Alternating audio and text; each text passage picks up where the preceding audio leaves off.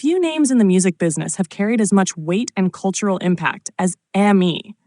Once one of the most powerful and prestigious record labels in the world, EMI, short for Electric and Musical Industries, was responsible for launching and nurturing some of the most legendary acts in history. Though the label officially ceased to exist after being absorbed by Universal Music Group in 2012, its influence echoes through every speaker that plays a Beatles track, every stadium that rocks to Queen, and every headphone haunted by Pink Floyd's psychedelic soundscapes. EMI was founded in 1931 in London as a merger between the Columbia Graphophone Company and the Gramophone Company. It quickly established itself as a technological and artistic leader in the global music scene. From early recordings of classical music and jazz to revolutionary advances in studio equipment and vinyl production, EMI was a pioneer in nearly every facet of music production and distribution. It also controlled Abbey Road Studios, arguably the most iconic recording space in the world. But it wasn't until the 1960s that EMI truly stamped its identity on popular culture. In 1962, a young and relatively unknown band called the Beatles signed to EMI's Parlophone label under the guidance of producer George Martin.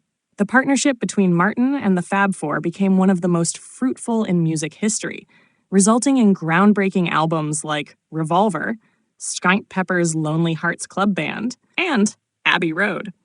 EMI wasn't just distributing Beatles music, it was actively shaping the sound of a generation. As the decades rolled on, EMI remained at the forefront of innovation and talent curation. In the 1970s, the label signed Queen, a band whose theatricality, technical brilliance, and genre-defying sound made them global superstars. Albums like A Night at the Opera, which included the operatic rock masterpiece Bohemian Rhapsody, demonstrated EMI's willingness to support bold, visionary projects that other labels might have rejected. Then came Pink Floyd, another jewel in EMI's crown. The band's progressive rock epics, including The Dark Side of the Moon and The Wall, were not only commercial hits, but also masterclasses in concept-driven albums. EMI's trust in the band's ambitious visions allowed them to redefine what rock music could be: philosophical, experimental, and deeply immersive. EMI's reach wasn't limited to just rock and pop.